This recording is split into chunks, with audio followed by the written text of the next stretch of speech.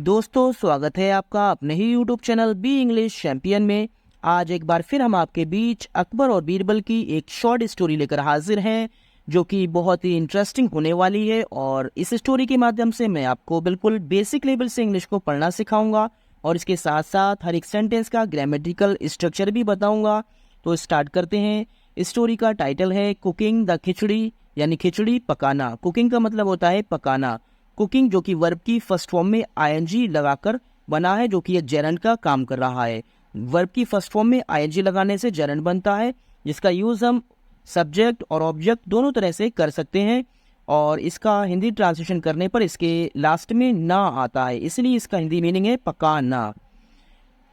On a cold winter day, on यानी पर, a cold एक ठंडे, विंटर सर्दियों के, डे दिन, एक ठंडे सर्दियों के दिन।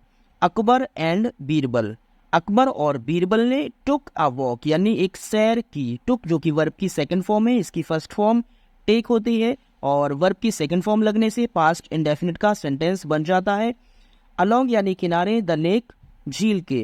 तो एक ठंडे सर्दियों के दिन अकबर और बीरबल ने झील के किनारे सैर की। यहाँ जो अलोंग है ये एक प्रेपोजिशन का काम कर रहा है।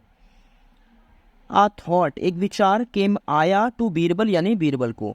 बीरबल को एक विचार आया, दैट यानी कि, अ मैन एक आदमी, वुड डू कर सकता है, एनीथिंग यानी कुछ भी, फॉर मनी पैसों के लिए। एक विचार बीरबल के दिमाग में आया कि एक आदमी पैसे के लिए कुछ भी कर सकता है। वुड जो कि विल की पास्ट फॉर्म है और इसका यूज हम पॉसिबिलिटीज के लिए करते हैं।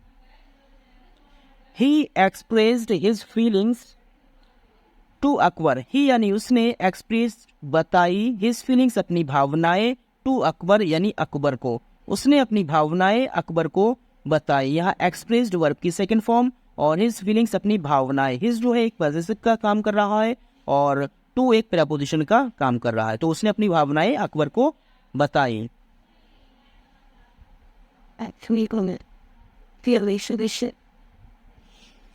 Akbar then put his finger into the lake and immediately removed it because he shivered with cold.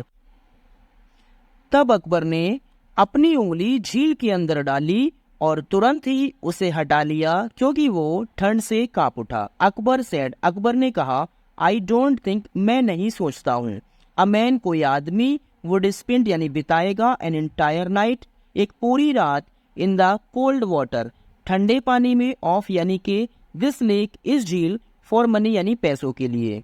Akbar ने कहा, मुझे नहीं लगता है कि कोई आदमी पैसों के लिए इस झील के ठंडे पानी में पूरी रात बिताएगा। यहाँ डोंट का यूज किया गया है, जो कि डू नॉट की एक मर्ज फॉर्म है और डू नॉट और डज नॉट का यूज प्रेजेंट इंडेफिनिट टेंस के नेगेटिव सेंटेंसेस में किया जाता है। और यहाँ वुड का यूज किया है, जो कि विल की पास्ट फॉर्म है, जो कि संभावनाओं को दिखाता है। और यहाँ पर दिस को समझ लेते हैं। दिस लेक, यहाँ जो दिस है ये एक डिमॉन्स्ट्रेटिव एडजेक्टिव का काम कर रहा है, क्योंकि जब दिस दैट या दिस दोस का यूज किसी नाउन से पहले किया जाता है वो डिमॉन्स्ट्रेटिव एडजेक्टिव कहलाता है। बीरबल रिप्लाइड, बीरबल ने उत्तर दिया, आई एम श्योर, आई यानी मैं, एम हूँ, श्योर निश्चित, मैं निश्चित हूँ, या फिर ऐसे भी कह सकते हैं मुझे विश्वास है। आई कैन फाइंड, मैं ढूंढ सकता हूँ, सच यानी ऐसे, अ पर्सन एक इंसान को, मुझे विश्वास है मैं एक ऐसे इंसान को ढूंढ सकता हूँ। Akbar then challenged Birbal into finding such a person and said that he would reward the person with 1,000 gold coins. Akbar ने then यानी तब, challenged चुनौती दी, बीरबल को into finding यानी ढूंढने में, such a person ऐसे इंसान को, and said और कहा, that यानी कि, he would reward वो पुरस्कृत करेगा यानी इनाम देगा, the person उस इंसान को, with यानी से, 1,000 गोल्ड कॉइन्स यानी 1,000 सोने के सिक्के। अकबर ने तब बीरबल को चुनौती दी कि ऐसे इंसान को ढूंढने में और कहा कि वो उस इंसान को 1,000 सोने के सिक्कों से पुरस्कृत करेगा। चैलेंज ये वर्ब की सेकंड फॉर्म है और यहाँ वुड जो मैंने पहले बताया आपको ये विल की पास्ट फॉर्म है। Birbal searched for and wide until he found a poor man who was desperate enough to accept the challenge. Birbal search यानी तलाश किया, फार एंड वाइड इसका मतलब है दूर दूर तक, until यानी जब तक नहीं, he found उसे मिला, a poor man एक गरीब आदमी, who was जो था, desperate यानी हताश यानी जिसको हम निराश भी कहते हैं, enough यानी काफी, to accept यानी स्वीकार करने के लिए, the challenge चुनौती को। तो बीरबल ने दूर दूर तक तलाश किया जब तक उसे एक गरीब आदमी नहीं मिला जो चुनौती को स्वीकार करने के लिए काफी हताश था। अब यहाँ सर्च्ड वर्ब की सेकंड फॉर्म है जो कि पास्ट इंडेफिनिट टेंस का सेंटेंस है, और फार एंड वाइड ये एक एडवर्ब है क्योंकि ये स्थान की जानकारी देता है, तो इसे हम एडवर्ब ऑफ प्लेस कहेंगे। अंटिल एक कंजक्शन का काम कर रहा है। फाउंड वर्ब की सेकंड फॉर्म है, इसकी फर्स्ट फॉर्म फाइंड होती है। पुअर मैन, पुअर एक एडजेक्टिव है क्योंकि ये आदमी की विशेषता बता रहा है, कैसा आदमी, एक गरीब आदमी।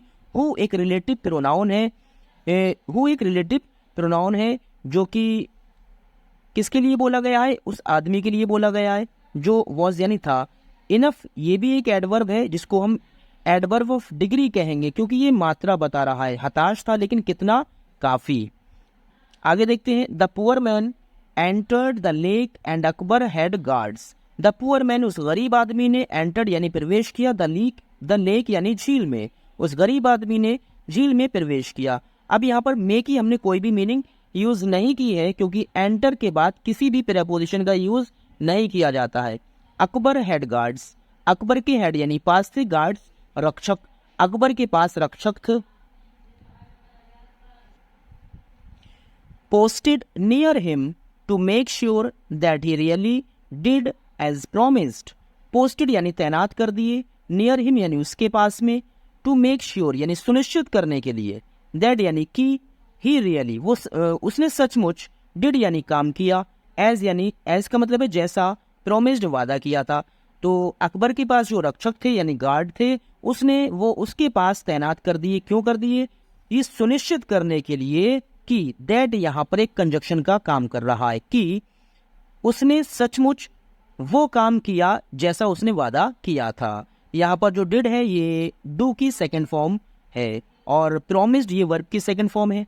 आगे देखते हैं। द नेक्स्ट मॉर्निंग यानी अगली सुबह को, द गार्ड्स यानी रक्षक, टुक ले गए, द पुअर मैन उस गरीब आदमी को, टू अकबर अकबर के पास। अगली सुबह को रक्षक उस गरीब आदमी को अकबर के पास ले गए। तो यहाँ पर टुक जो कि टेक की सेकंड फॉर्म होती है इसीलिए ये पास्ट इंडेफिनिट का सेंटेंस है। अकबर आस्क्ड, अकबर ने पूछा, द पुअर मैन उस गरीब आदमी से, इफ यानी कि, ही हैड उस, ही यानी उसने, हैड यानी चुका था, इसका मतलब होता है चुका था जो कि पास्ट परफेक्ट का सेंटेंस है ये, क्योंकि इसके बाद यहाँ स्पेंड वर्ब की थर्ड फॉर्म भी यूज की गई है। ही यानी उसने, हैड चुका था, इंडीड का मतलब होता है सचमुच, और स्पेंड यानी बिताई, द नाइट यानी रात, इन द लेक यानी झील में, कि उसने सचमुच झील में रात बिताई थी। द पुअर मैन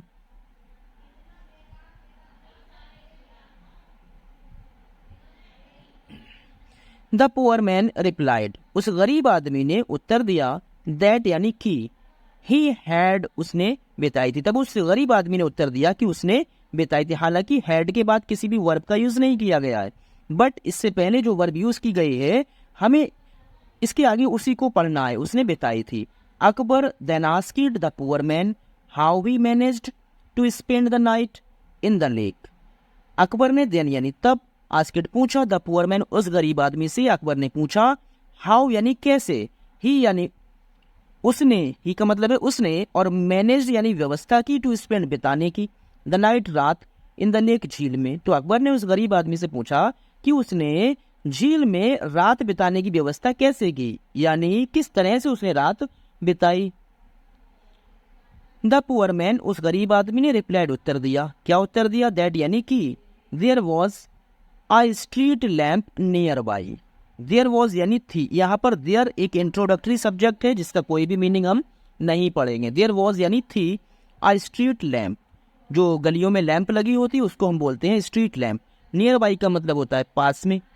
तो उसने ये उत्तर दिया कि पास में एक स्ट्रीट लैंप थी। एंड ही केप्ट, और उसने रखा, हिज अटेंशन यानी अपना ध्यान, एफिक्स्ड का मतलब होता है केंद्रित यानी लगाना जिसको हम कहते हैं, ऑन द लैंप यानी लैंप के ऊपर, एंड अवे और दूर रहा, फ्रॉम द कोल्ड यानी ठंड से। तो उसने जवाब दिया कि पास में एक स्ट्रीट लैंप थी और उसने अपना जो ध्यान था वो उस लैंप के ऊपर केंद्रित रखा यानी लगाए रखा और खुद को ठंड से दूर रखा।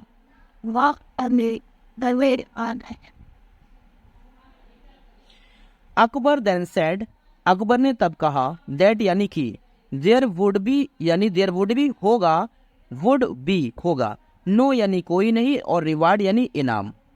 तो अकबर ने कहा कि कोई इनाम नहीं होगा यानी कोई इनाम नहीं मिलेगा, एज क्योंकि द पुअर मैन उस गरीब आदमी ने हैड सर्वाइव्ड यानी जीवित रहा, यानी वो गरीब आदमी, हैड का मतलब तो चुका था होता है, लेकिन सेंटेंस के मीनिंग को निकालने के लिए हमें इसके मीनिंग को बदलना पड़ता है। हैड सर्वाइव्ड इसके साथ मिलाकर पढ़ेंगे जीवित रहा, द नाइट यानी रात भर, इन द लेक झील में, बाय यानी से, द वार्मथ कहते हैं गर्मी, ऑफ यानी की, और द स्ट्रीट लैम्प। तो उसने राजा ने कहा यानी अकबर ने कहा कि उसे कोई इनाम नहीं मिलेगा क्योंकि उस गरीब आदमी ने स्ट्रीट लैम्प की गर्मी से झील में रात बिताई थी। द पुअर मैन वेंट यानी गया, टू बीरबल यानी बीरबल के पास में, फॉर हेल्प यानी मदद के लिए, वो गरीब आदमी मदद के लिए बीरबल के पास गया। द नेक्स्ट डे अगले दिन, Birbal did not go, Birbal नहीं गया, डिड नॉट ये पास्ट इंडेफिनिट का नेगेटिव सेंटेंस है, डिड नॉट गो नहीं गया, टू कोर्ट यानी दरबार में, अगले दिन बीरबल दरबार में नहीं गया, द किंग यानी राजा ने, वंडरिंग का मतलब होता है आश्चर्य करते हुए, ये एक पास्ट पार्टिसिपल है, वंडरिंग यानी किस हालत में, आश्चर्य करते हुए, वेयर यानी जहां, ही वॉज सेंट भेजा गया था यानी उसके पास भेजा गया था, अ मैसेंजर एक दूत को जो संदेश ले जाने वाला होता है, टू हिज यानी उसके, और होम यानी घर। अकबर ने आश्चर्य करते हुए जहां उसके पास यानी उसके घर एक दूत भेजा गया था, द मैसेंजर यानी दूत, केम बैक वापस आया, ये केम कम की सेकंड फॉर्म है, केम बैक यानी वापस आया, सेइंग कहने लगा, दैट यानी कि बीरबल वुड कम आएगा, वंस यानी एक बार, हिज खिचड़ी वॉज कुक्ड पक गई तो, यानी उस दूत मतलब वो दूत वापस आया और ये कहने लगा कि बीरबल वापस आएगा अगर उसकी खिचड़ी पक गई। द किंग राजा ने वेटेड यानी प्रतीक्षा की, और आवर्स का मतलब होता है कई घंटों तक, राजा ने कई घंटों तक प्रतीक्षा की, बट लेकिन बीरबल डिड नॉट यानी नहीं, और कम यानी आया, डिड नॉट के बाद वर्ब की फर्स्ट फॉर्म पास्ट इंडेफिनिट का नेगेटिव सेंटेंस, राजा ने कई घंटों तक प्रतीक्षा की लेकिन बीरबल नहीं आया, फाइनली यानी अंत में, द किंग राजा ने डिसाइडेड यानी फैसला किया, टू गो जाने का, टू गो वर्ब की फर्स्ट फॉर्म से पहले टू लगाने से इन्फिनेटिव बनता है जिसका हिंदी मीनिंग ना से खत्म होता है यानी जाना। तो टू बीरबल्स यानी बीरबल के, ये अपोस्ट्रोफी ऐसे इसका मतलब काकी के होता है, बीरबल के हाउस यानी घर। तो राजा ने अंत में बीरबल के घर जाने का फैसला किया, एंड सी और देखने का, व्हाट यानी क्या, ही वॉज वो था, अप टू यानी अब तक, अब आगे इसको हमें अपनी तरफ से मीनिंग मिलाना पड़ेगा कि वो अब तक क्या कर रहा था। ही फाउंड उसने पाया, बीरबल को सिटिंग बैठे हुए, ऑन द फ्लोर यानी फर्श के ऊपर, नियर पास में, सम यानी कुछ, बर्निंग जलती हुई, ट्विक्स टहनियों के, उसने बीरबल को कुछ जलती हुई टहनियों के पास बैठे हुए पाया यानी देखा। अब यहाँ पर जो बर्निंग है ये भी पास्ट पार्टिसिपल है क्योंकि यहाँ पर एक कंडीशन बताई जा रही, टहनियाँ कैसी थी, जलती हुई। एंड अ बाउल और एक भगोना फिल्ड यानी भरा हुआ था, विद खिचड़ी यानी खिचड़ी से, हैंगिंग लटका हुआ था, ये भी पास्ट पार्टिसिपल है, हैंगिंग लटका हुआ था, 5 फीट यानी 5 फीट, और अबोव का मतलब होता है ऊपर, द फायर आग के। उसने बीरबल को कुछ जलती हुई टहनियों के पास फर्श पर बैठे हुए पाया और भगोने को आग के ऊपर, आग के 5 फीट ऊपर खिचड़ी से भरे हुए भगोने को लटके हुए पाया। अब यहाँ पर जो अबोव है ये एक प्रेपोजिशन है, और जैसे ऑन मीन्स भी ऊपर होता है, अपॉन मीन्स भी ऊपर होता है, अबोव मीन्स भी ऊपर होता है, लेकिन इसमें फर्क क्या है, जब कोई एक चीज किसी दूसरी चीज के ऊपर होती है और वो उससे टच नहीं होती है और लंबवत दिशा में होती है तो वहाँ पर अबोव का यूज़ करते हैं। The king Raja and his attendants और उसके सेवक कुडंट यानी नहीं सके हेल्प बट लाफ, इसका मतलब होता है हंसे बिना रहे, यानी राजा और उसके सेवक हंसे बिना नहीं रह सके। अकबर देन, अकबर ने तब सेड कहा टू बीरबल यानी बीरबल से, तब अकबर ने बीरबल से कहा हाउ यानी कैसे, कैन सकती है द खिचड़ी बी कुकड यानी पक, कि खिचड़ी कैसे पक सकती है, इफ अगर, इट ये है, सो इतनी फार ज्यादा, अवे दूर है, फ्रॉम द फायर आग से। तो उसने, राजा ने बीरबल से कहा कि जब ये आग से इतनी ज्यादा दूर है तो ये खिचड़ी कैसे पक सकती है। अब यहाँ पर कैन के बाद बी और वर्ब की थर्ड फॉर्म लगाई गई है। इसका मतलब ये एक पैसिव वॉइस का सेंटेंस है, क्योंकि किसी भी मॉडल वर्ब के बाद बी का यूज करके वर्ब की थर्ड फॉर्म लगाई जाती है, वो पैसिव वॉइस का सेंटेंस होता है। बीरबल आंसर्ड, बीरबल ने उत्तर दिया द सेम वे, उसी तरह से, द पुअर मैन, वो गरीब आदमी को, रिसीव्ड मिली थी हीट गर्मी, फ्रॉम यानी से अ स्ट्रीट लैम्प, उसी तरह से, जिस तरह से उस गरीब आदमी को एक स्ट्रीट लैम्प से गर्मी मिली थी, दैट जो, वॉज यानी थी, मोर यानी अधिक, देन यानी से अ फरलॉन्ग, अवे का मतलब होता है दूर, फरलॉन्ग जो है वो एक दूरी को मापने की एक यूनिट है।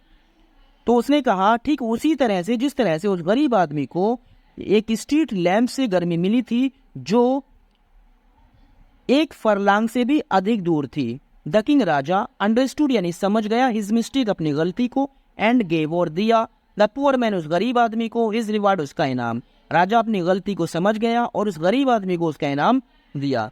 Thanks for watching the video guys. अगर आपको वीडियो पसंद आई हो तो वीडियो को लाइक और शेयर ज़रूर करें, और अगर आप चैनल पर नए हैं तो प्लीज़ चैनल को सब्सक्राइब करें ताकि इसकी जैसी और भी बहुत सारी वीडियो आप तक आसानी से पहुंच सकें।